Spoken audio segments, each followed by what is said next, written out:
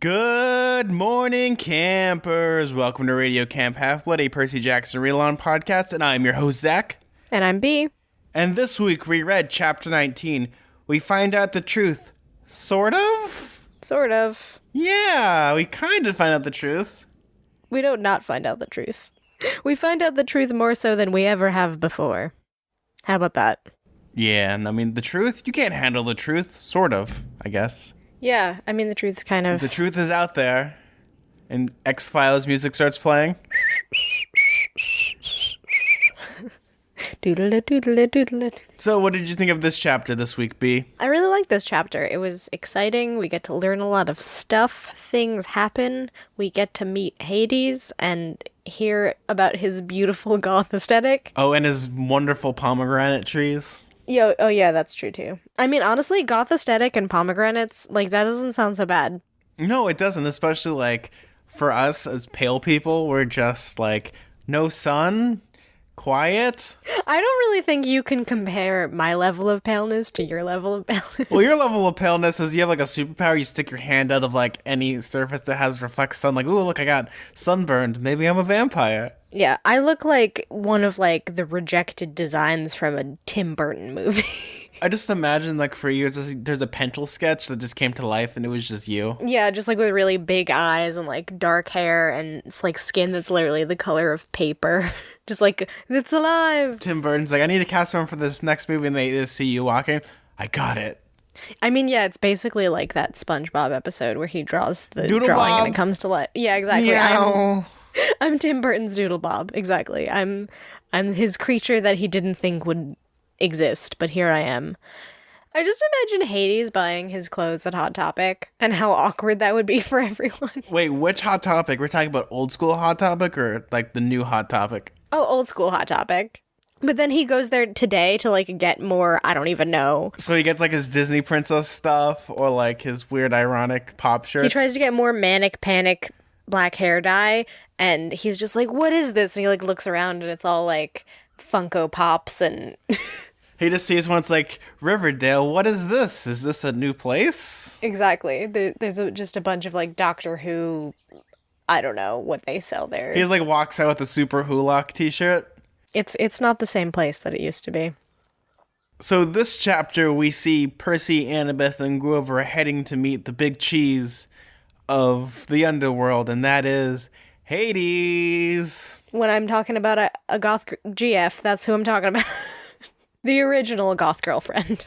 So they get past the security ghouls from last chapter with Cerberus, and they start walking, and this is like, they go through like the fields of like, I'm about to call it Aspho, but Asphodel? Asphodel. Well, the reason why I almost said Aspho is one of my favorite games is called Gears of War, and I realized reading this now that half of the words they use are just like small like abbreviations of these words. Yeah, that sounds like like a type of soup, like not just regular pho, but aspha.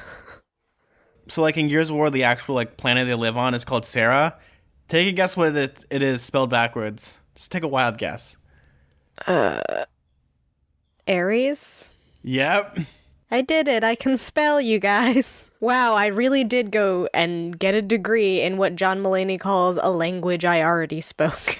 Yeah, so they go through these really creepy fields, which the way they describe it is like super weird. The fields of punishment. Yeah. Which, you know, it's rather like, instead of it just like fire, brimstone, and lava everywhere, it's like just a field where people are just standing and it is dead quiet. Yeah, and it's just like nightmarish, like rivers of lava, minefields, and miles of barbed wire separating the different torture areas. So it's just kind of like a really bummer of a place, I guess. It's more like high school a little bit, if you think about it. Yeah, you know, separate the different torture areas. The bell rings, time for a different torture area. So I like the description they give, because it's like they talk about all like the terrible stuff here. Because it's like Percy looks out and he sees like this weird stuff. He's like, even from far away, I could see people being chased by hellhounds, burned at the stake, forced to run naked through cactuses patches, or listen to opera music. But, you know, as they're walking through, this is like the fields of punishment, but there's also Elysium, which is pretty much like Beverly Hills.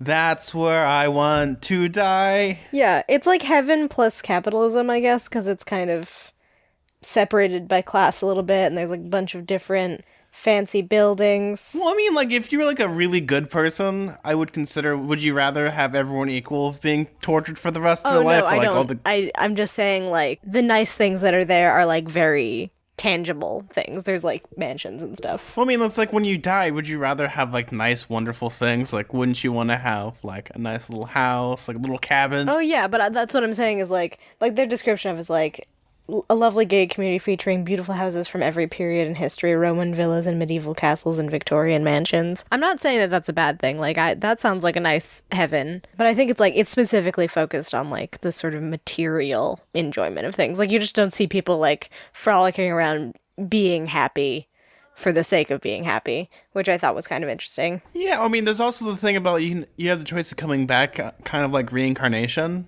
And if you do that 3 times, you get like the mega jackpot, so you get to live in like the really nice places. So if you decide to live 3 times and you get into Elysium all 3 times, then you get like your special VIP bonus fast pass to a special heaven. When I think of this, I think of Call of Duty and how when you level up and you get your max rank, you can prestige and then redo everything all over again. The Isle of Blessed. For people who had chosen to be reborn 3 times and 3 times achieved Elysium. It's funny because I keep thinking of like the Isles of #blessed.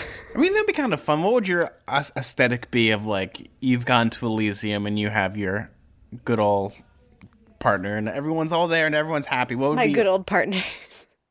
Yeah, that must be hard for like like both of you to get into Elysium 3 times. Like that's some real dedication. See, we're brewing up a good old like Nicholas Sparks novel here.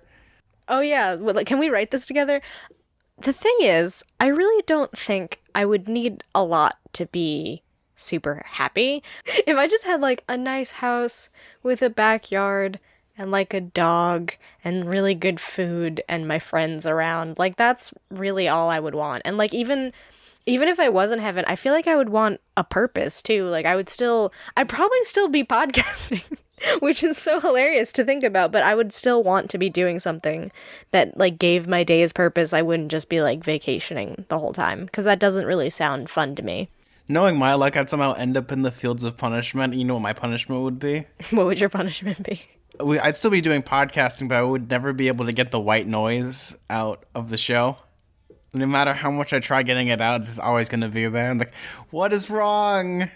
I mean, I think my fields of punishment would just be like having to take trigonometry over again Oh, no. because I already took it and then I failed and well, I didn't fail the class, but I failed the regents. The thing that's always interested me about kids' books is when they always have the kids have to go to pretty much hell or the underworld. Like in His Dark Material, hell is this terrible, horrific place. I don't know. There's like weird times where it's like, do we really need to go to hell sometimes? Like, have you ever seen the movie The Black Hole? It's a spoiler, but I guess this movie's like 30 years old. In the movie, the black hole takes them to robot hell. What's robot hell? Literally, just the humans are in robot hell. Like, where bad robots go to die. It makes no sense. Yeah, it doesn't make sense because robots would have to have like free will for that to make sense. Yeah, well, they go to robot hell. In kids' movies and kids' media, hell is usually like this weird, horrific place. In children's media that depicts hell, the one thing I think of is Mr. Toad's Wild Ride. Yes, that's like the quintessential version of a ride to hell. For people that have never been on that ride, just imagine you're a little kid and you get on this ride and it's a little fun little romp through England, and then all of a sudden you get hit by a train and you meet the devil. Yeah, that's insane. I mean, if you've ever listened, or not listened to, well, maybe if it was an audiobook, if you've ever read The Wind in the Willows, Mr. Toad is kind of a nightmare person. He's not a person, I guess, but for all intents and purposes, he is kind of a person. It's a very weird story. There's like vague, not even subtle racism about the stoats and the foxes who are dangerous. Okay, we know what you're talking about, Kenneth Graham, and it's not about stoats and foxes. There is also no hell in the first Wind. I don't know if there's like a sequel to Wind in the Willows. Or Oh, if it's there's a like trilogy where they have to get a ring to a volcano. Yeah, something like that. I don't know if there's like more books within that same universe, but only in like the first one, it's not like any of that happens. So they made like a new canon, I guess, to like have you go to frog hell. It doesn't make sense. The cool thing about Percy Jackson is it's kind of like the way the underworld or hell works here is I think it's the most fair depiction of hell. It's just not like a really like fire and brimstone where people are just being like hit with pitchforks all day. Well, there is like some lava and stuff. Well, yes, there is lava and stuff, but it's like here it's just more of a sad, somber thing rather than like someone like the devil cackling and like whipping children. Yeah, that's true. I think the most interesting takeaway of just this version of heck or hell or whatever we're just gonna call it the underworld because just is that it is less of an awful place and more of just like being at the airport, and it's just that weird bureaucracy of just like you go through one line, now you wait into another. It's like you pick a number and it says that's kind of the worst part of hell, right? Like it not just the torturing, but it would be like at a certain point, you'd be like, can you just torture me already? I just don't want to stand here and not do anything. Like the anticipation of the torture would be worse in a way. I feel like it'd be like the old gag where you have to pick a number and it says like 4 million and they're only on 3. And you're just like, oh, I feel like God. that's definitely a gag that they make in Beetlejuice, I want to say. Yes, there is, because it's at the end where he switches numbers with the people and then his head shrinks.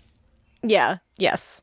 They definitely do make that joke. I mean, we're probably going to mention Beetlejuice a couple times because it like reflects like the weird bureaucracy of death, like that specific depiction of like, oh, well, when you die, you just don't go to like this kind of magical place, but there's sort of like this weird business-like quality to it where how they decide who goes where, and there's like actual people there to like organize you. I mean, even like shows like The Good Place kind of structure like heaven and hell, or I guess the good place and the bad place, in a way that's like, it's not just like you magically end up there. There are people who are like working and organizing to like construct good places and bad places.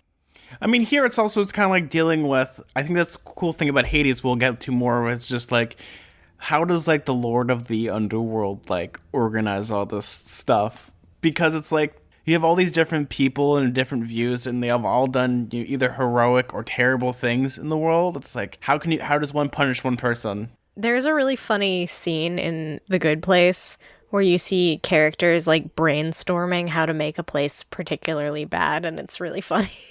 I think mine would be, for us, it would be like, no, the internet doesn't quite work. I mean, so basically this week for me, if you guys follow me on Twitter, you know that the building behind my apartment collapsed, so now I don't have internet. That's fun for everybody. I feel like I can't complain about the internet because there was a woman trapped in the rubble. She's fine, but it's a little bit selfish to be like, oh, well, my Verizon router isn't working because a building fell on a person. So Annabeth, Percy, and Grover start walking along, and, it's really weird and creepy. Then all of a sudden, Grover's magic shoes start acting up. Okay, so this part kind of confused me because for a brief second, I thought his shoes were, like, leading them to the place they were supposed to go. Like, I didn't think it was a trap. For whatever reason, my brain immediately was like, oh, well, his shoes are magically imbued with something that knows where to go, and like that was not the case at all. Were you expecting like a dance number like in The Artist? Well, I thought maybe it was like sort of like a back way to get to Hades that it was discovering for them. Also, maybe I was low-key thinking of that scene in Toy Story 2 when they sneak through the vents to get to Zurg. So we meet again for the last time. It's really funny here because it's like the shoes start flapping. And it's like, oh, are you doing this? No, I'm not. You start saying the magic words, mana, and nothing works. And of course, Percy's like, just untie the shoes. That's easy to do while you're flying around. Yeah, this scene, okay, get your bingo boards out.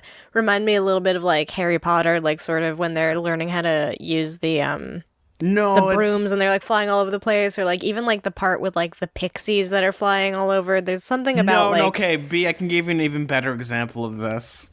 If we're talking about Harry Potter, so it's Harry's first or second Quidditch match when his broom starts going out of control. Yeah, it reminded me of that, where he's like, his broom is cursed or whatever, and he's trying to like get a hold of it, and like the snitch is going all over the place. Yeah, it was kind of like that. I just imagine how crazy that must be, especially like being dragged to this particular location, and especially like you're already in like where you're gonna die. So what happens? Like, what if you die in this? Like here, do you just like Do you just get like a shortcut? Is this your fast pass? I mean, the thought of like having something that propels you just by your feet is kind of nauseating to me. Like, do you know they have those like motorized, what do you call it? Like those motorized like inline skater things, and they have like those really big wheels, and You mean you kind hoverboards? of have to like they're like hoverboards, but they're more like Segways? rollerblades because they're separate on each foot and they're motorized.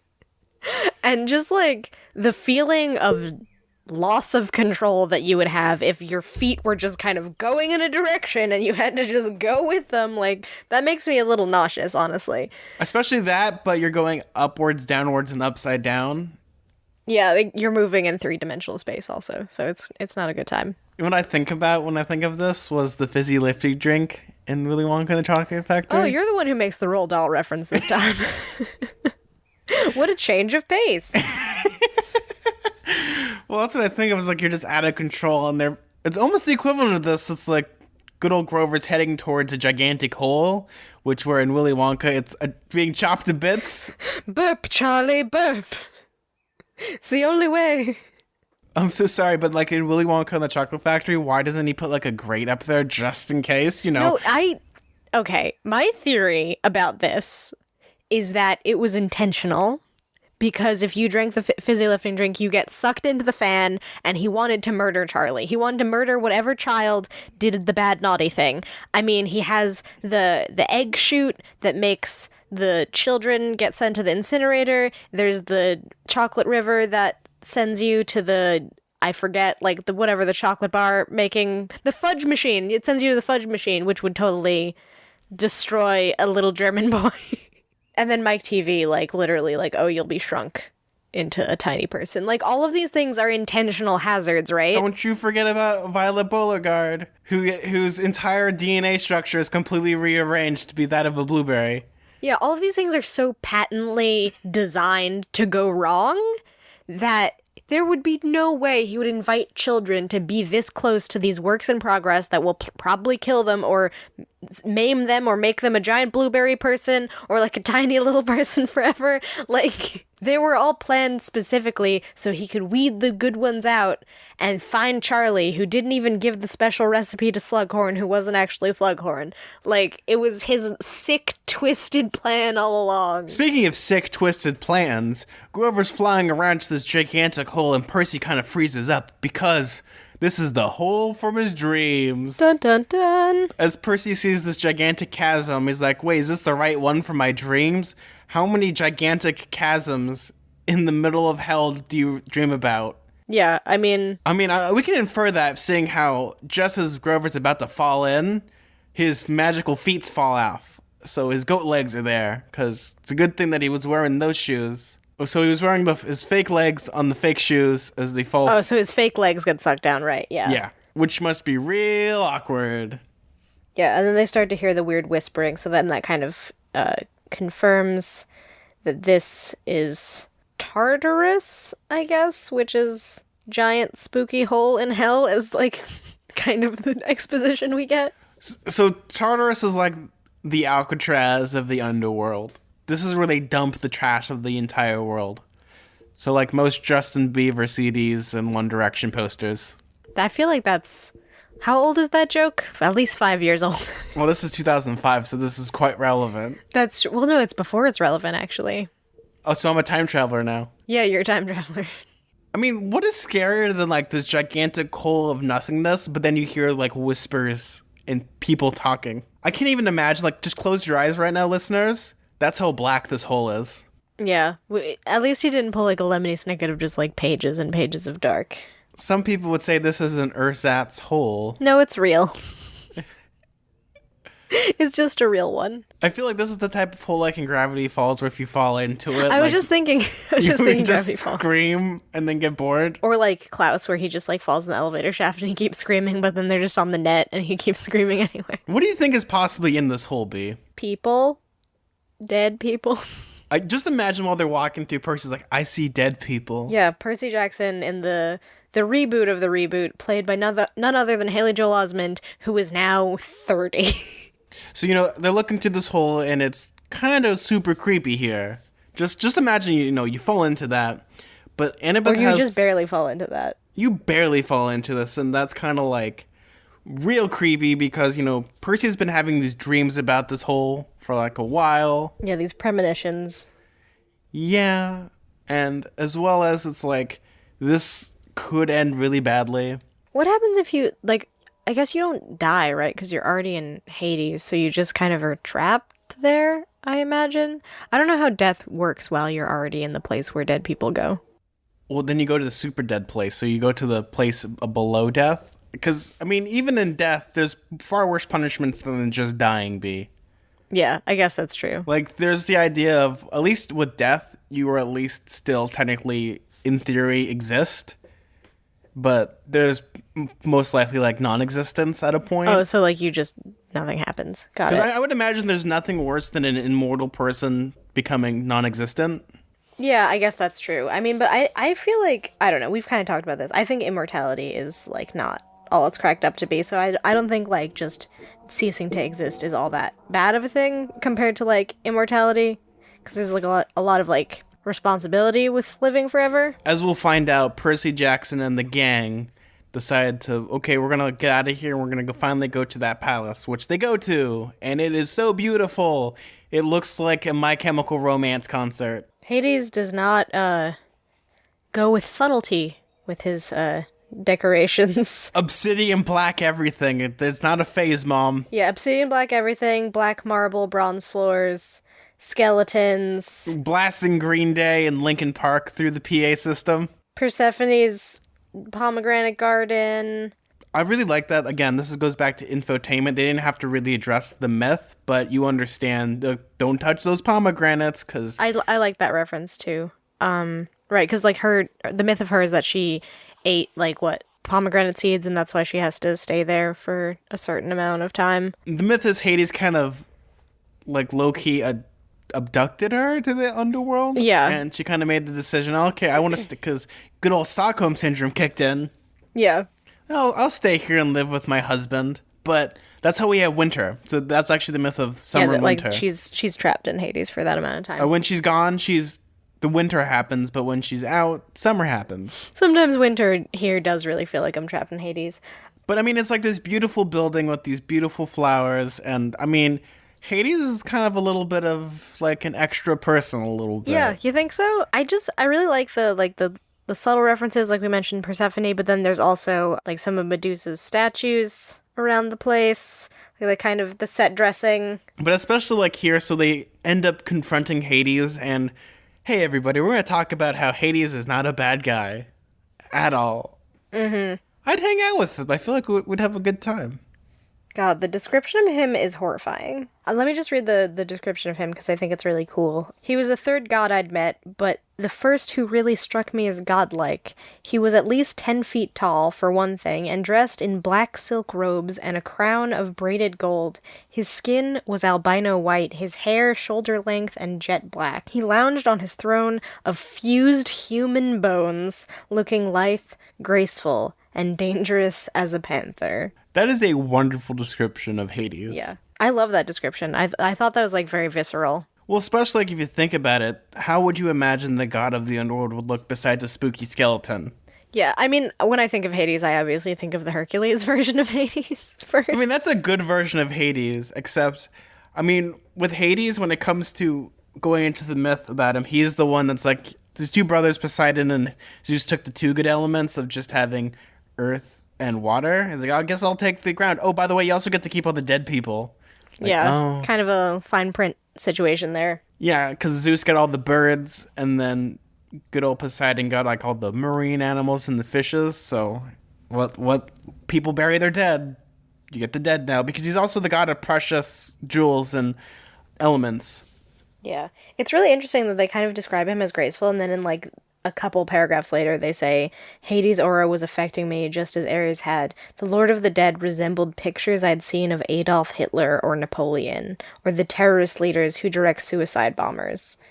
He had the same intense eyes, the same kind of mesmerizing evil charisma. I really do think that felt very topical too, because like especially in the early 2000s, like suicide bombers and all that kind of like terrorism felt especially pressing. Yeah, no, I mean, it's still very pressing. Yeah, that's true. I mean, terrorism is like a kind of has been an issue for a long time, but like specifically suicide bombers, like I think it felt very like, oh, this is like in the aftermath of 9/11, kind of the cultural anxiety about that stuff. It's kind of weird to think about how, it's still very relevant, but here it's also, he compares this all to both Adolf Hitler and Napoleon.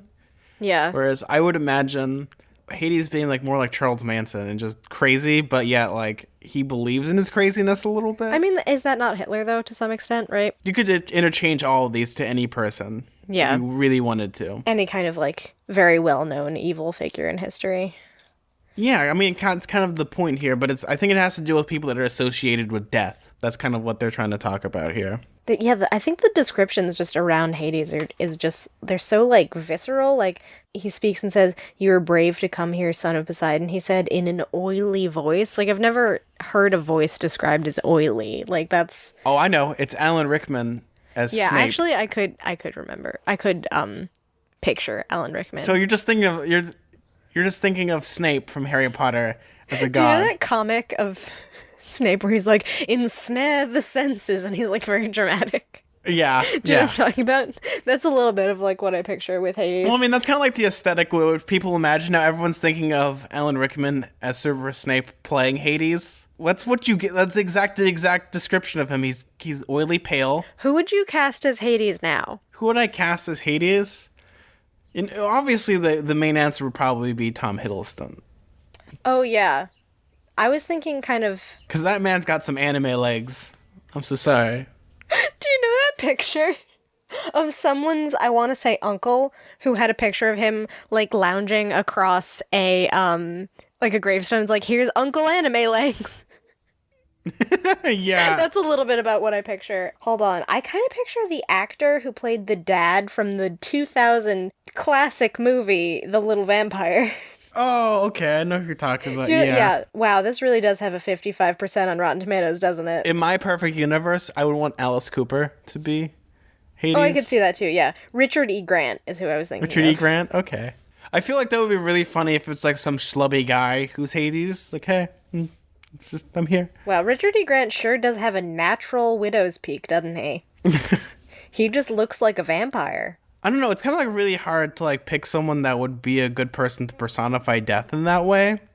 Yeah. I mean, no one like really like stands out to me because it's a lot of, when it comes to actors, I don't want to always keep casting the same 5 famous people. Like I'd like to give it to a shot to someone. Like that's kind of like the weird thing. It's like, who would you cast? For me, it's always been, I'd rather cast someone that you've never seen like before. Yeah. Because like, weirdly enough, I feel like actually, you know who'd be the best person? I mean, I just glanced over at a photograph. Yeah. You know who'd be the best person to play Hades? Mm-hmm. Tommy Wiseau. Oh God. He'd be the best. Like, actually, he could be Hades, like just on Earth right now. I make movie. I guess to move on to this. So they start talking to Hades, and you know what? He's a very understandable guy, except that he's been lied to, and everyone thinks he's a super evil guy because he likes dead people, because that's just his 9-to-5 job. It's also like a misunderstanding. Like he doesn't really know that Percy's not in on this whole thing with the bolt and the trick that has happened. So there's a lot of miscommunication going on. You know, the problem though is like the idea with Hades is that, you know, everyone automatically assumes that Hades is a bad dude, but, you know, he just got the short end of the stick. Like, I don't consider Hades to be an evil dude. It's kind of like considering death as an evil thing, which, you know, it's a very natural thing in life. Yeah, he's just the manager there. He's not killing people. Yeah, he's working 9 to 5, just trying to make a living here. Come on. Someone has to do the job. If people are going to be sent to this place to be tortured after they die, then I guess somebody has to manage it. If that's the way that the rules work, or else everybody just goes to Elysium, right? Yeah, I mean, do you really want to have like John Wayne Gacy in Elysium? Someone has to put some in the fields of punishment. Yeah. I do think that their judgment call is like not super fair, though, you know. Because I feel like most people don't end up in Elysium. From their description, like, oh, like, the rest of Hades is, like, way more expansive with all, like, the sort of middling dead people, and then, like, the especially evil dead people, and then there's, like... the super evil dead people? Yeah. The Evil Dead 2 people. And then there's like Elysium, which just has like a way smaller proportion of people living in there. But, as they get there, they start talking to him, and Hades does not trust Percy whatsoever, not because he's brought in him the Master Bolt, but because Yeah. Hades also had something stolen from him, which was his Helm of Darkness. Helm of Darkness. Which I think of when I think of the Helm of Darkness, I think of like the iron helmet they use in Skyrim. Yeah, kind of. I feel like I was also picturing that, even though I wasn't consciously aware. That's what I was picturing. Yeah, that's kind of what I'm picturing also. Because Hades is a big Skyrim fan. Because Todd Howard told him to buy 6 copies of the game on different systems, and by God, he did. If Bethesda glitches aren't from Hades, I don't know what are. Todd Howard is Hades. Oh my God. There we go. That's who we should cast. Todd himself. But yeah, so Hades doesn't believe Percy, and the cool weird description they give is as he starts moving around, they notice that his robes are like living people, like spirit and spooky stuff. Mm-hmm. Of course, Percy's obvious observation is, what does it take to become the underwear of this guy? Like, how evil do you gotta be? It's really, I'm a little bit confused about how unaware a lot of these gods are. Like, I guess they just really don't have the omnipresence that I'm used to conceptualizing of gods. Well, I mean, it's kind of, I think it has to deal a lot with pride. Yeah, I guess. Like, because he really does blame Percy and thinks, oh, you stole my Helm of Darkness and also the Master Ball, and you were in on it. And, like, I feel like if he knows all of these things, it doesn't totally track that he doesn't know that Percy was oblivious to all of this. Here's the thing, B.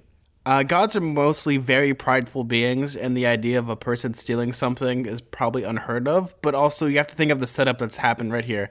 Percy has come down to Hades, he has skipped all their defenses, he has gone on a mass murder spree, killing a lot of creatures here. Yeah, he has done that. He's done this. He did do the murders. He did do a hit or two. Lo and behold, the Master Bolt is in Percy's backpack. Yeah. It's a classic setup. You blame 2 gods, and they'll fight over the third one. You also have to think of it this way, B. Percy had to drive from New York to Los Angeles to meet this guy. Everything here is just rife with misfortune. I get that. I don't know. There's like a little part of me that doesn't seem to track that like they explain themselves and they're like, oh, well, we had no idea our bolt was in this backpack, and that Hades would be like, oh, okay, I don't believe you though. Because he knows that the bolt is in his backpack. How does he know that? It just doesn't, like, seem to make sense to me. Well, I mean, it's kind of like an omnipotent thing. It's like you're in a place that has this massive, powerful thing, which is like the equivalent of like an atomic bomb in his backpack. Obviously, Hades would know because death and destruction is something that he's good at. When Percy enters Hades, when he's in the underworld, then Hades the guy is like, oh, I can recognize that the Master Bolt or whatever is in your backpack because that's just like my job to sense that. But it's not like he's omnipotent where he like knew that he had it all along or knew that he had it for a while, because it's not like he detected it, way back when. Who gave him the Master Bolt? Well, I think I know. We'll kind of get into that in a couple of pages. The problem though is this is the Master Bolt. This is the ultimate weapon of ultimate weapons. I would imagine, because also this is all a setup. Obviously it's a setup, right? Like he's being used as like a patsy, sort of. I mean, there's also like the idea of how does one reason with a god? Because, automatically with their hubris, they automatically assume that they're always right. Yeah, that's like what's really frustrating about this is because like he seems to have some all-powerful notions, but also he doesn't like have all of the information.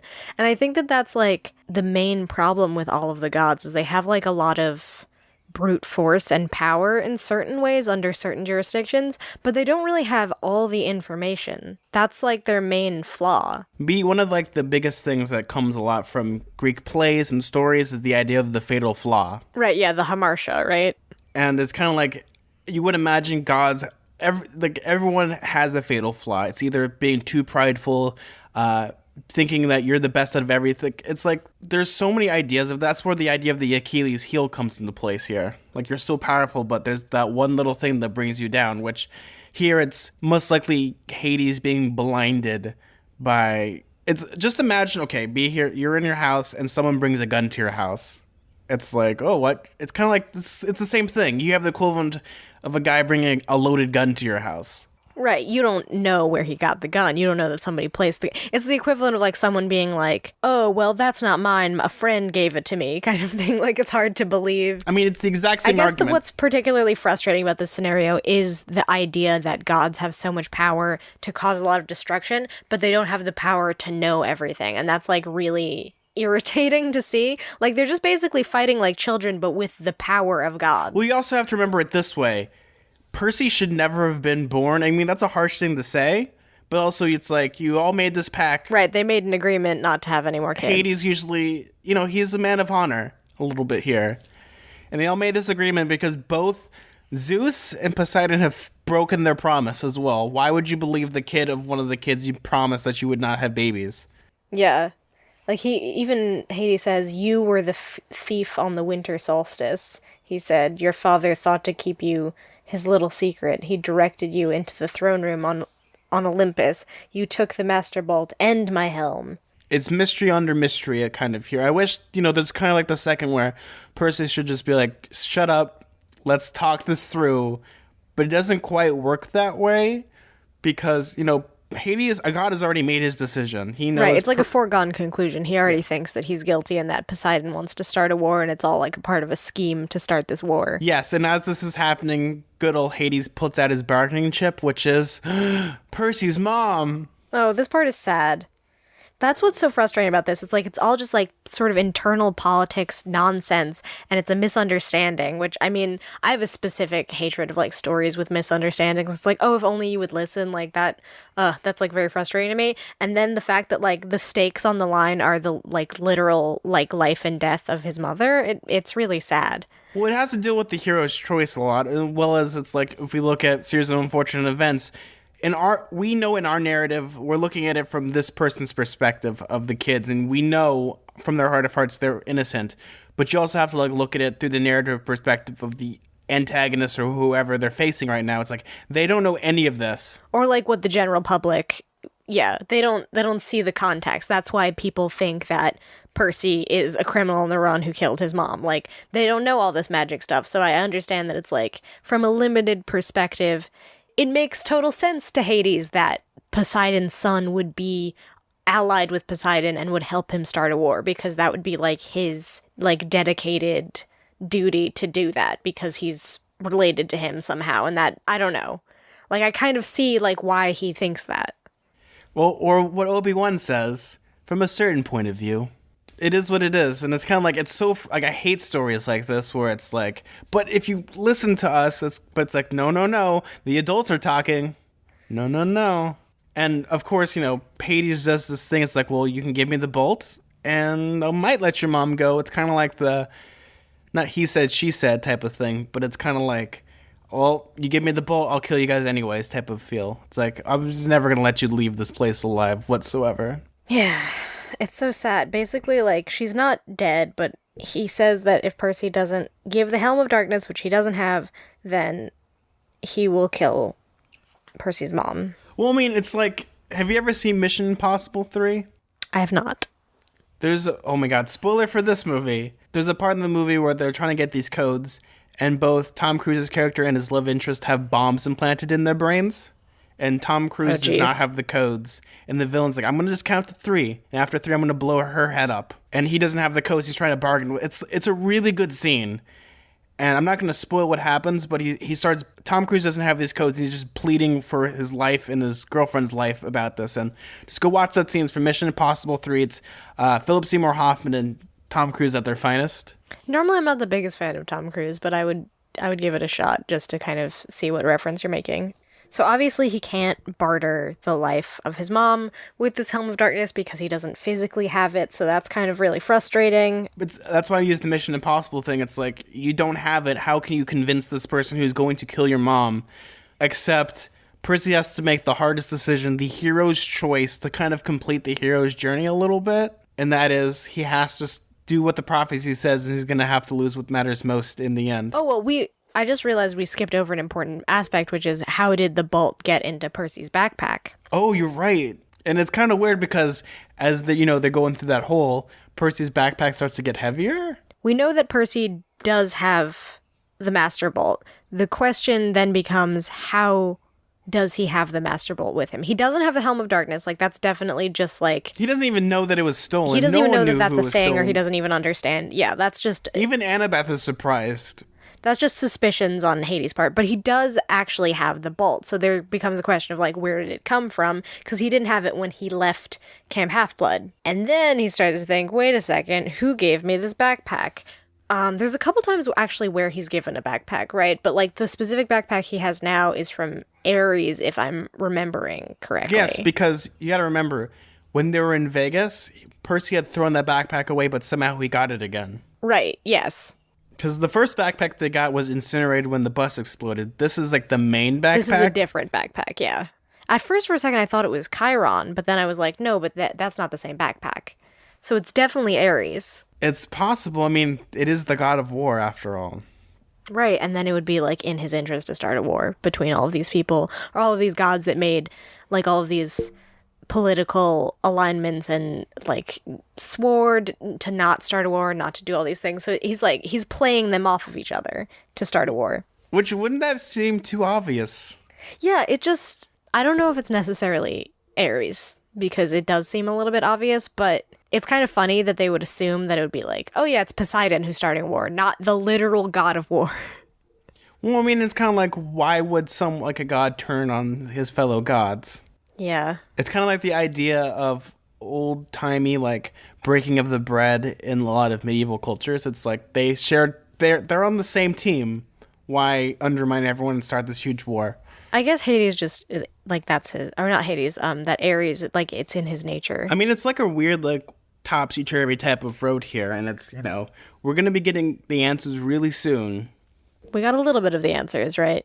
It's the old type of, like, switcheroo double-cross type of stuff here, where I think that's what makes this chapter really good, is it is like an old-timey heist movie, where everyone's double-crossing everyone. And... I do think that this is, like, super common in children's literature, too, where there'll be, like, a big bad, quote unquote, and there'll be, like, a very specific mission that our protagonists are tasked with, and you go along on this journey that's, like, has a lot of stakes, and there's a lot of, like, pitfalls along the way, so you get really invested in what they're supposed to do.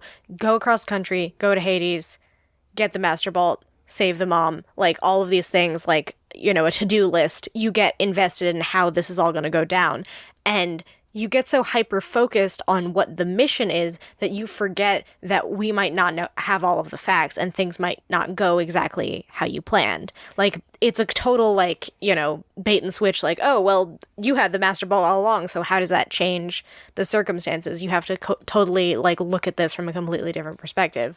Well, I mean, it's like you have to step back a little bit. That's what makes a really good, like, heist movie. You have to look at, the example is Ocean's 11, which the entire movie is just setting up for this heist. They have a specific plan to get all these specific people, but then something happens that basically derails the entire plan, and the improvised plan that they make on the spot works better than the plan they had thought of to begin with.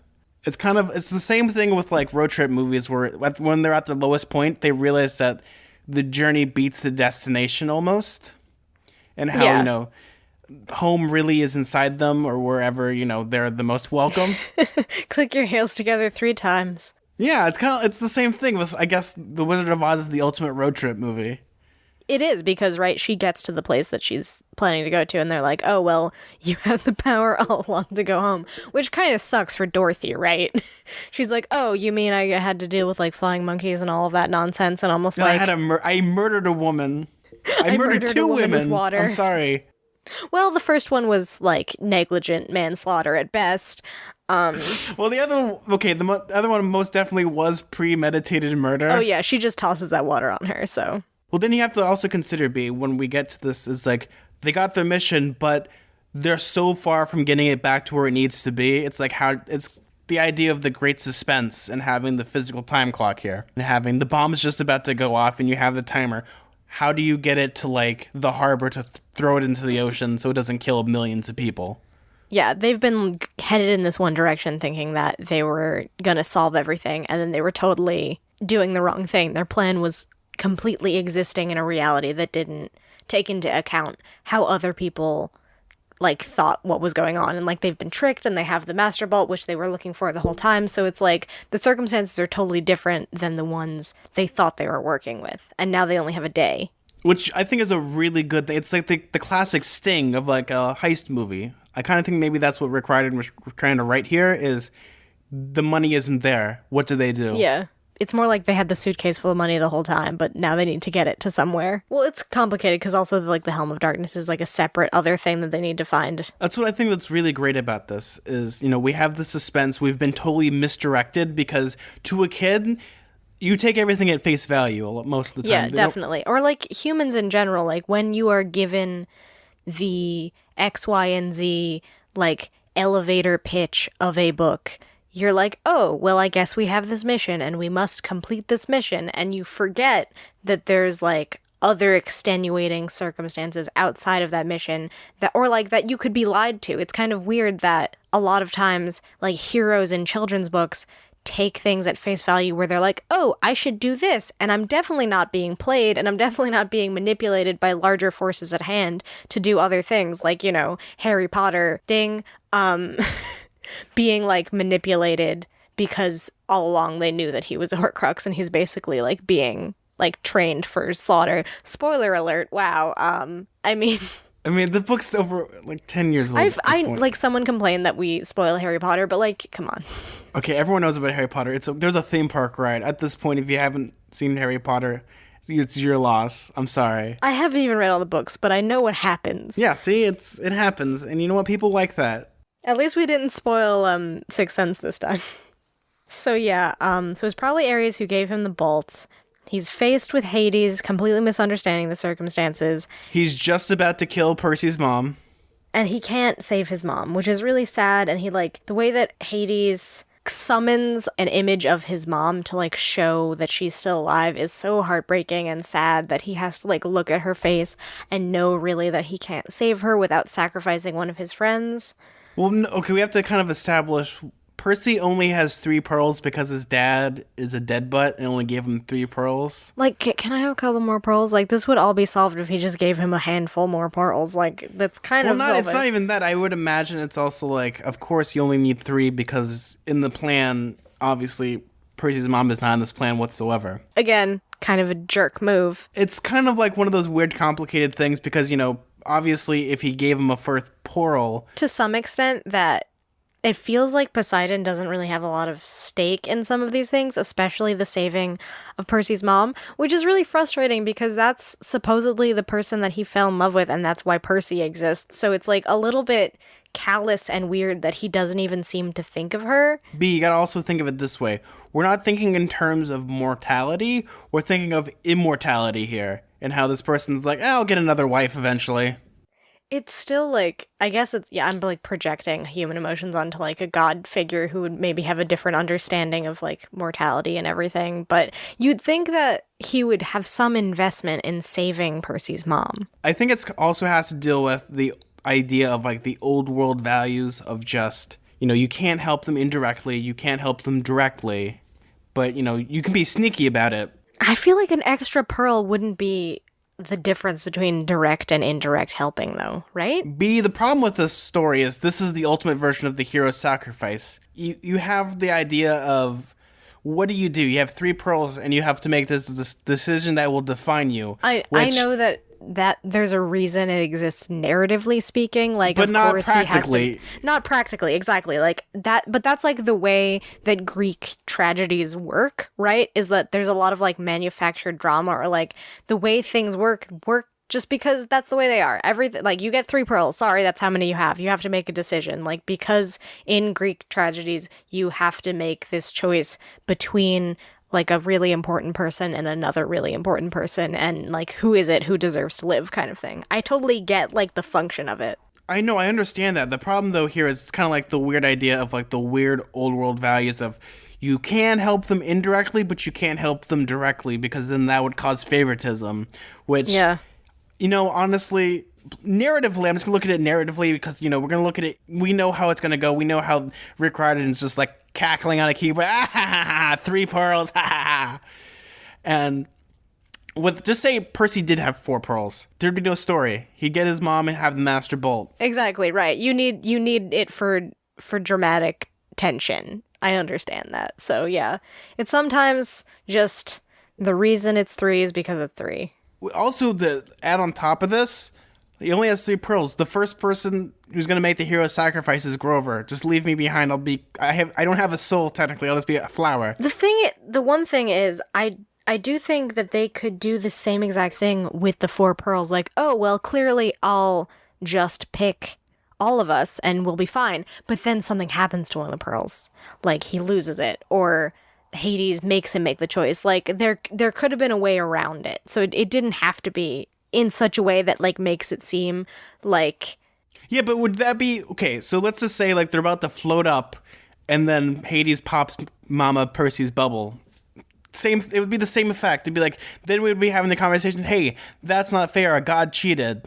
Well, no, yeah, but it's not fair a god cheated, but it's the difference between a god who's against his interests and for his interests, because Poseidon is somewhat helping Percy, even though it's like kind of indirect, and again, the pearls were like delivered by some mermaids, whatever.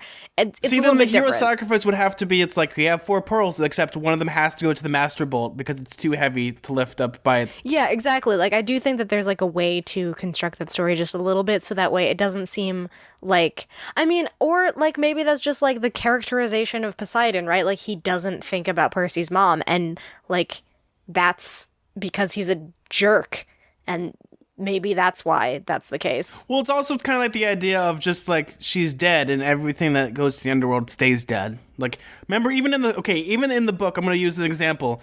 Even in the book, they talk about how it's hard to bring people back from the dead, especially like Houdini tried it and a bunch of other demigods tried it. And it doesn't work because even in death, do you triumph, but also it's an absolute. I'm just like picking apart little things. Like obviously, like there has to be like dramatic tension, so that's why things like this have to happen. Which, I totally agree with like maybe there should have been a 4th pearl, but it's also the idea of how do you make a narrative flow well for a kid? It's this. You have to have this hero sacrifice because you got to look at it. Both Grover, Annabeth, and Percy both have kind of like the internal monologue of Grover wants to sacrifice himself for his mom.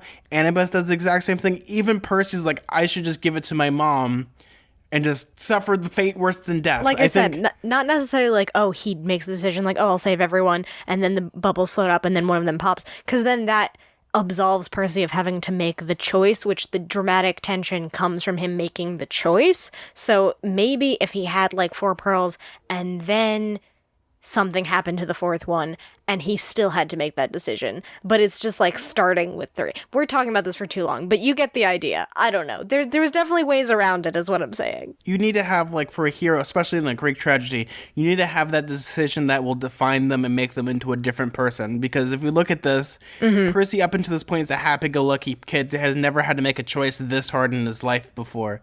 But now he's faced with this, and he has to.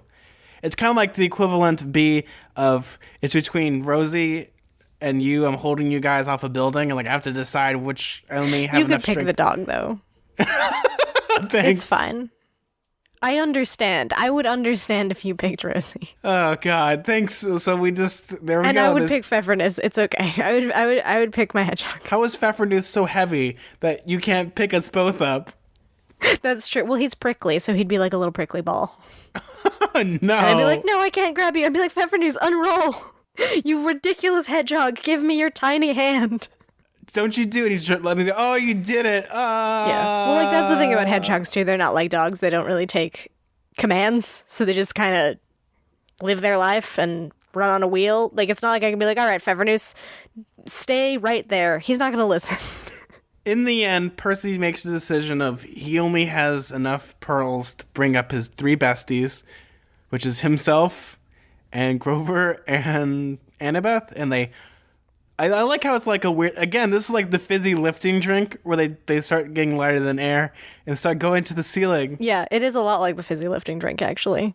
Where they go literally through solid matter. So they get up to the surface, and guess what? There has been a terrible earthquake in LA. Surprise, frickin' surprise. The funny thing is, the best example I can ever give about an earthquake in LA is, have you ever seen Independence Day, B?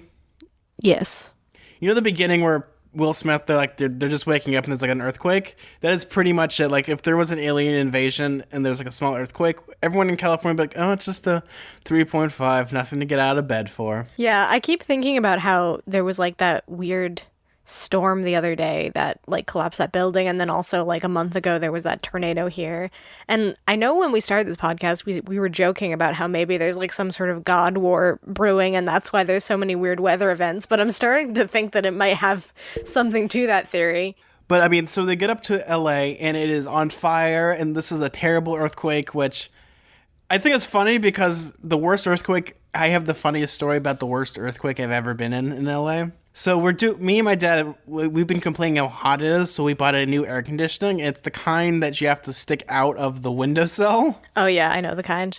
So we're putting it in, and take a guess what's happening. Did it fall out the window? No, just about. Just about. It's like, right, it's like we're about to finish it. We're just balancing it to making sure it's going to stay on the windowsill. Yeah. And then the earthquake hit. Like, Oh my no, God. you don't.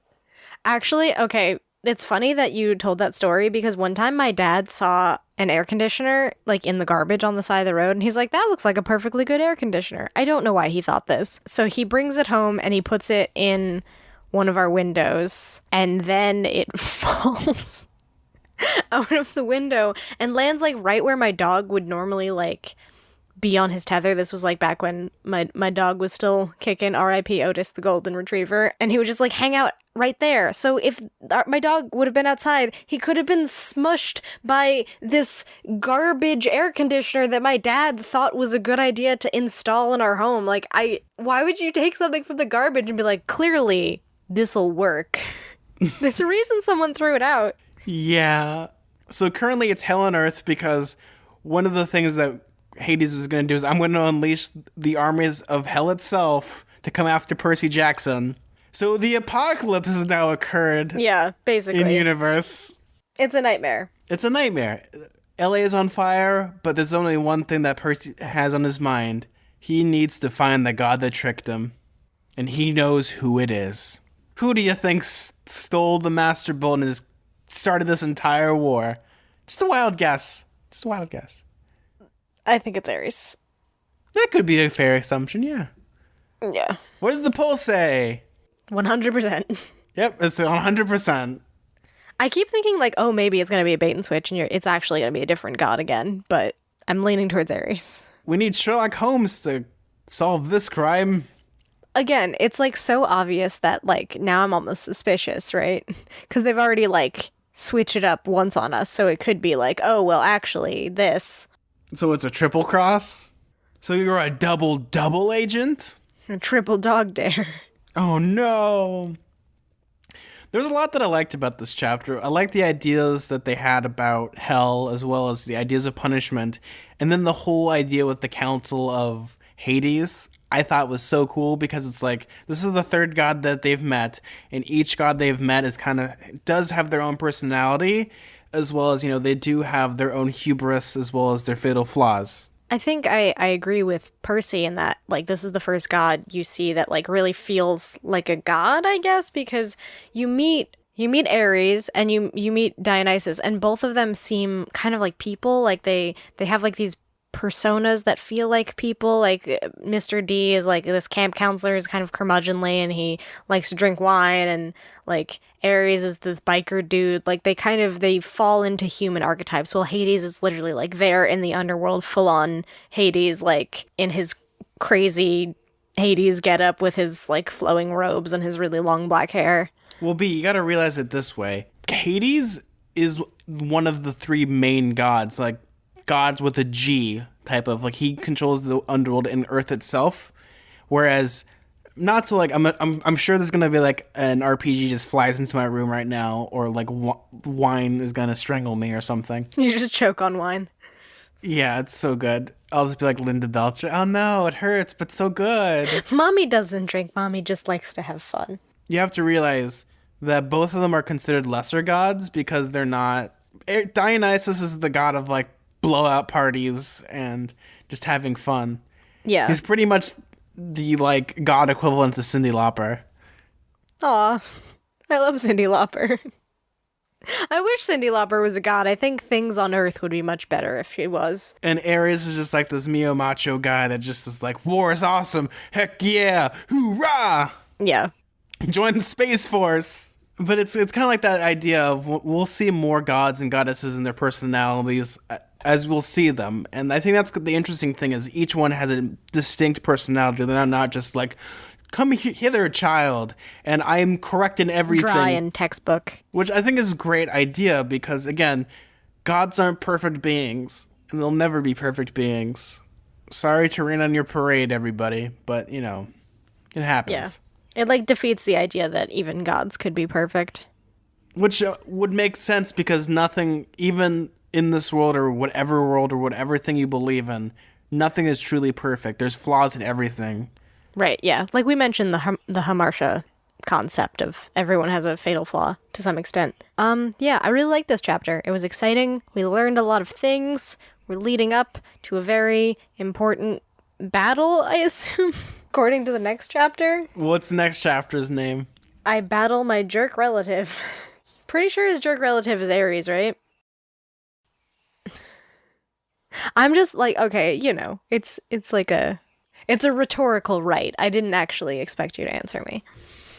It was a good chapter. I liked it. It was fun. It was interesting to see more of Hades and all like how that worked. The fields of Elysium, all of the different dead people, like the cool grounds of like Hades' palace. There's a lot of cool stuff. Now here's the $1 million question, B. Are you ready? What's gonna happen next? I mean, he's gonna battle his jerk relative, so Ares is something, because he has exactly a day. No, not even a day. He has about 24 hours, maybe even less. He has less than 24 hours, because, like, the sun is rising now on the day of the summer solstice. So, yeah, And he has to get back to New York. Yeah, he has to get back to New York and return the Master Bolt, and I don't know... Return the slab. I don't know what he's going to do about the whole Hades situation with the Helm of Darkness. I don't know where that is or who has it. I mean, I suppose Ares has it. I think that's what makes a good children's book, is when nothing is predictable like this. Like, yeah, like I could assume some things are going to happen, but I already made a lot of assumptions, and then those assumptions get destroyed later when, like, you find out that things aren't exactly as they appear. But that's what makes a good book, isn't yeah, no, it? that's what makes it interesting. It adds more drama. It like there's never a plan that you make and then it gets fulfilled exactly the way you plan, and there's no things along the way that change your course. So yeah, it's hard to like make an exact prediction. I think that something along the lines of Percy fighting Ares is going to happen. I don't know what that's going to entail. He needs to get back to New York. I don't know how he's going to do that really fast without being in the sky on a plane where Zeus is kind of, that's his domain and something bad might happen there. I don't know how he's going to get there. We only have a couple chapters, like less than 3. Yeah, so there's just like a lot of loose ends to tie up, and I'm like interested to see what happens, but I don't have like 100% idea of how it's all going to go down. But it's going to go down, and we're going to find out next episode on Radio Camp Half-Blood. Yeah. So, B, did you get any Iris messages this week? I did, actually. It's funny, because I don't know if I should read this on this podcast or on the other one, because it's kind of... I could read it on both, I guess, because they were nice enough to compliment both of my podcasts, but... Well, we're narcissists here, so we can read it twice. Yeah, I'll podcast so nice, I'll read your message twice. Yeah, I got a message on Tumblr from an anonymous user that says, "Hi, B. I hope I'm sending this message properly because I don't really understand Tumblr. Anyway, this is just me saying you are amazing and your podcasts are the best. I started listening to Unfortunate Associates at like book 9, parentheses, listened through all the existing episodes on a Black Friday and got hooked, and was immediately on board when I heard about Radio Camp Half-Blood. I love your deep dives into Percy Jackson and your tangents on unfortunate events, and to be honest, I'm just waiting for you to start a Harry Potter one so my life can be complete. Please. Smiley face. So we can have the Unholy Trilogy? Yeah. People keep asking us to do a Harry Potter podcast. I really think it's a very saturated market. I would be on board just because it's kind of interesting, because I haven't read them in totality. So we do have something in place, B, and we've talked about this jokingly, but we're serious. If we get to our Patreon goal of $20, which pays for the show, we will make bonus episodes where we will read Harry Potter And it's up to you guys to get us there if you guys want to do that. Otherwise, we're not going to read Harry Potter. On the Patreon. But you kind of have to convince us a little bit, because I don't think it's necessarily worth it to have a whole separate show about it. You can listen to Real Weird Sisters. There's a lot of other... There's a lot of amazing podcasts like The Real Weird Sisters. There's Harry Potter and the Sacred Text. There's a lot of stuff. There's a lot of stuff. I think there's like Akio podcast. There's like a bunch of like Harry Potter stuff, but I would be surprised if there were less than 20. there's a lot, and the way we're gonna do this, just because how our show is structured, is we want to keep towards Percy Jackson as much as possible. Sure, we do make references to those, but those are just for academic reasons. Yeah. If you want to help support the show, and we just want $20 a month, just to cover the whole expense of the show, we'll have time to do Harry Potter as bonus content. We'll totally do that. We'll make it a platform, but otherwise, we're going to keep towards Percy Jackson. Would we do all the books? Oh, we can. That goes on to our listeners. I'm definitely like on board with it, because I think that we might, in a way, we need to be freed to finally be able to talk about Harry Potter, because that's the concept of the show. Percy Jackson's the concept of this show. Percy Jackson is like the weird stepchild that just keeps rearing his weird hairy head. I just mean, like, if we actually had a show that was focused on Harry Potter, we could stop feeling bad for mentioning Harry Potter. No, because then we'd be like, it's like that one scene in Percy Jackson. It's so true. And then I'll still talk about Unfortunate Events. So really, there's no winning here. No, because Series of Unfortunate Events is just goth Harry Potter. Well, yeah, it's Victorian Harry Potter. I'm sorry. So I got a lovely Iris message from Jess. Hey, Zack and B. Jess, daughter of Apollo here. Just wanted to say I love your podcast. I'm a big fan of Rick Riordan's books. My favorite being Heroes of Olympus, and my favorite book being House of Hades. You two always make me smile and make my workday better when I listen to your podcast. Keep up the good work. I love messages we get where people just talk about listening to our show at work. And just like, imagine someone being like, well, I could do work, or I could listen to these people ramble on about children's books and also random movie references for like an hour. So I do appreciate that you're sacrificing some of your productivity to listen to us talk. Or maybe their job is to listen to podcasts. Oh, that sounds like a job I want. I'd love to have that job. Or knowing them, they probably like work at like NASA or Area 51, so they need to like filter out like the weird microwave radiation screams from the aliens. So it's like, listen to our podcast. Yeah, they're just like scanning the horizon for noise, and they're just like, I just hear these people just talking about... They mentioned Back to the Future like 5 times in one episode. Get back to work, Dana Scully. Can you imagine like a universe where people forgot about Harry Potter and they listen to our podcast and they're like, what are they talking about? Oh, you mean the Mandela effect? Or do we live in like the Bernstein or Bernstein universe? Yeah, I think that phenomenon is also known as forgetting things. It's called misremembering things. I'm convinced that Sinbad was Kazam, which makes it equally confusing because Sinbad did a parody version of Kazam now, so that technically exists. Yeah. This person, Jess, she mentions that she's a daughter of Apollo, correct?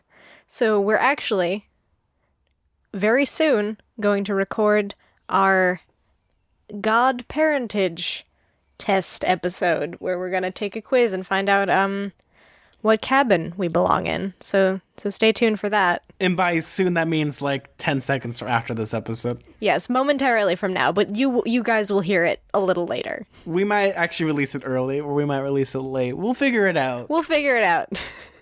But it will be coming this week of the time of this recording. So if you're hearing this in the past, good job. How's the past? From the future, do you guys have robots yet? Are you in robot hell? Yes, are you in robot hell? Is America still around? So we got some iTunes reviews. So we got one from Mad Men. Hi, my name is Matt, and you guys are awesome. I love the Percy Jackson books, and they are my favorites. You guys rock. Yeah, we rock. That feels like a sticker that you would get on a test when you were like a kid. Like, you rock. You're a star, and it's like a little star. You rock, and there's a picture of a rock with like 100% emoji. Yes, exactly. Yeah, like you're a star, and it's like a star with sunglasses. I really lived for those stickers when I was a kid. I had banana stickers. Were they scratch and sniff? I don't know. I probably ate them as a kid, so I don't know. My sister had a collection of like Lisa Frank stickers and like those velvet feeling stickers and like glow in the dark. And there's still actually a couple around my house. Like I think my mom peeled them off most of the surfaces that we had put them on, but there is like a corner in our laundry room that still has stickers from when we were kids. That's adorable. Yeah, she had like a whole sticker book where she kept them. So a weird little disclaimer. So we found some more iTunes reviews from different countries, and it's really weird how iTunes structures their Yeah. little charts when it comes to reviews. So if we don't read your reviews, we apologize. We have listeners from all over the world, so we actually have to manually go to these places. There are websites that help us. Yeah, like go to iTunes for Canada, iTunes for UK. Yeah, there are services that aggregate all of them, but you do have to pay for it, which I think is ridiculous. But basically, if you're in another country other than America, other than the United States of America. Well, I look at the main three, so Great Britain, Canada, and United States. I'm going to start looking at all the other ones, Yeah, but it's like... so if you're out there and you did leave us an iTunes review, yeah, tweet at us or like send us a message or something. So if you want us to read your message on the show, that's how we know where to find them.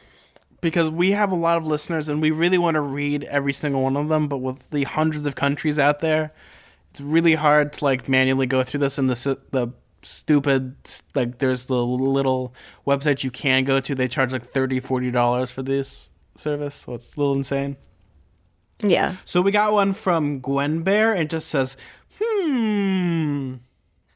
haven't listened yet, just searching Percy Jackson, this came up. I don't know yet. I love reviews like that. It's like when you see an Amazon review and be like, it hasn't come yet, we'll see. You could have waited. Yeah, I hope you gave us a chance and listened to us, and hopefully you like our show. Yeah, we'd really appreciate it, and hopefully you had some fun and laughed a little bit. So we got another review from Silly Millie. Just the title says love. So this is in Latin, so I'm about to butcher a dead language. Are you ready? Yep. Hoc amo hoc mibrile est Spyro? Spyro the dragon? Spero? Spiro. Taiba Placele? Placent? I don't know. So in English it says, I love this. This is amazing. I hope you like it. I'm a Ravenclaw and a member of Athena Cabin like Annabeth. What are you? I think this is awesome. Keep making them. Oh, and another question, sure. Winky face emoji. If you had to choose one story, series, or author to read the rest of your life, mine, I can't choose. Why? A bunch of emojis. So B, what is one story or one author you want to read for the rest of your life? One author? Jeez, that's kind of hard. And one story. Like, so you can have their entire body of work. Yeah. I think one story, probably To Kill a Mockingbird, but one author, probably Lemony Snicket. Ooh, for me, this is hard because, like, I would say Lemony Snicket for my author, but so for me, single story would have to be, even though it's a series, I'd have to pick The Name of the Wind by Patrick Rothfuss is the one series. Though, if I had to pick author to have for the rest of my life, I'd actually have to pick Ray Bradbury. That's a good choice. I mean, honestly, like, I really do like Lemony Snicket, and I'm kind of thinking, like, maybe I wouldn't want to just read his stuff, though, constantly. Because it is, like, a very specific vibe, and I don't know if I would always feel like reading it. Well, also, it's like the 13 plus books. Like, after a while, you've read them all. Like, with at least like an author that's more prolific, like Stephen King or like R.L. Stein. Like, you'll never get bored. You'll just find another story that you might find interesting. Right, like with Lemony Snicket, like there's 13 books in that series, but it's the same series. I guess I could read some of his. I guess Daniel Handler has other stuff outside of. Yeah. Oh, yes, he does, but it's real awkward. Oh, yeah. I mean, like, I have a copy of all the dirty parts. I have an advanced reader's copy. But, like, a lot of stuff that Daniel Handler writes is really inappropriate under his real name. Yeah, I'm trying to think, like, maybe Maurice Sendak. I don't know. Like, but a lot of his stuff is, like, very young audiences. But I just, like, I love Where the Wild Things Are so much. Well, I mean, it also has to depend on, like, the author as well as, you know, I always look at it by the body of variety. Like, if I had to choose, it would be Ray Bradbury, then R.L. Stein, and then Stephen King, because they have vast bodies of work where you'll find something. It's funny. I don't really read a lot of books by people who who have like a giant oeuvre of like works that they've done. Like even Daniel Handler, again, he's like written a good amount of books, not as many. He's not nearly as prolific as any of the people you named. And I have like favorite books, like I have individual books that I really like. Oh, yeah, I can name individual books, like. But I can't really think of an author that like has so many books that I wouldn't ever get bored. I mean, for me, it'd also have to be like, if I had to pick another author, like, maybe let's just do it this way. It's like, if I had to pick another author as well, it would probably be Brandon Sanderson. I'm just going off fantasy because they're thick books, but also you learn a lot from them. And that man is really prolific, and he writes 1,000-page books like as if it's water. Maybe Neil Gaiman. Because I've only actually ever read some of his stuff, so it would actually be like fun to like read some of the things that I haven't got to read. And he's made a wide variety of things, children's books, like books for like more adult audiences. He's relatively prolific. Like maybe I might do that, even though that it's not like I've actually not read a lot of stuff by him. I've only read Ocean at the End of the Lane and Coraline. That could be a suitable option. I want to thank everyone for those wonderful iTunes reviews. We really appreciate it. It helps boost our numbers up, and we love every time we get a little iTunes review because they're adorably fun to read. Yeah, I love reading all of our reviews. I appreciate every single one of them. Yes, we actually, breaking news. We actually just got a Patreon person just as we're recording this. So shout out to Christopher. Thank you for donating some money. So we also got some other amazing news before we wrap up the show. We actually got t-shirts. Doo-doo-doo. More sound effects. Yeah, my mom like walked into my room today and was just like, so I bought 2 t-shirts and a tote bag. I was like, thanks, Mom. I have t-shirts for my other podcast. What about that? I just imagine her grocery shopping with my Radio Camp Half-Blood tote bag being like, my child has a podcast. Do you know what a podcast is? Hi, and they look at them. We have podcasts too, you know. Just like explaining what my show is to the like random moms in Trader Joe's. No, but it's so awesome. We got these t-shirts, we got stickers, we got, if you want, coffee mugs, which I ordered one, and so I get to drink out of my face. Yeah, you can drink out of your face. Yeah, it's so weird. It's really exciting. The cool thing, though, as well, is we're going to be opening up, so if anyone wants to submit any designs or any jokes they want, if you want to design a shirt for us, we'll put it on the page, and we'd love it. It'd be amazing. Yeah, it would be really awesome. We also do accept fan art, which would be really cool, too, because I don't think I've never received fan art. Have you? I don't think we have, yeah. Not yet. I've only gotten Unfortunate Associates fan art, but there's people out there, I know, some of you. Well, I mean, I guess technically our cover art is fan art from Meg, but it's kind of more of a contracted, like, favor she did for us. Yeah, and it's a really great thing, and I'm so excited, and it's such an adorable little image that we have. Yeah, it really encapsulates our weird muppetiness sometimes. Yep, especially Rosie the dog, official mascot of why this. isn't Rosie in the... Oh, no, okay, well, now we need, like, merch of Rosie dressed as, like, a Pegasus or something. As a little heckhound. Oh, yeah, no, Rosie with 3 heads. Someone draw this, please. Just so I'm selfish, I want this for myself. Another announcement, we actually have a website now, so we actually have... We have a website. We do have a website, so just to put everything to make it easier, where you can just easily send Iris messages, see the latest news, and also we have a form set up, which, you know, you can talk to us in that way, just so we can have our... Because we have a lot of people from Twitter, Facebook. Yeah, it would kind of aggregate maybe some of all of the messages we're getting into like one place where you guys can all discuss with each other different like theories and thoughts about the series, and like you can like mark spoilers and stuff so that way I don't get spoiled because I am very far behind in the series compared to a lot of people who listen to the show. So yeah. You can find us at www.ghoulishfancies.com. I'll leave a link down in the show notes to make it super easy. So that's what's going on with us. Yeah, a lot of exciting things. We got merch and a website and a forum, and my mom has a tote bag. It's a lot of things are going on. Yes, and it's so exciting. We love every single one of you. We're so close to finishing The Lightning Thief. It's insane. We're really close, you guys. It only took us from February until now.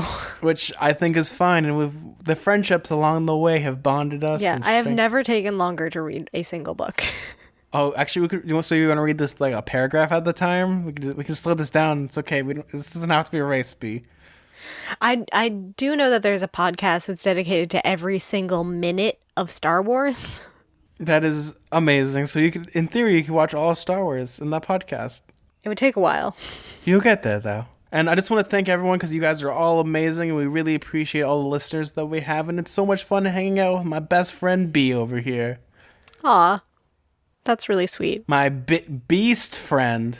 My bee friend B. You can follow us on Patreon/Radio Camp Half-Blood. And if you want to email us messages and send us any wonderful messages, you can email us at radiocamphhalfblood@gmail.com. Well, I'm Zach. I'm B. And keep staying mortal. Bye. See you guys.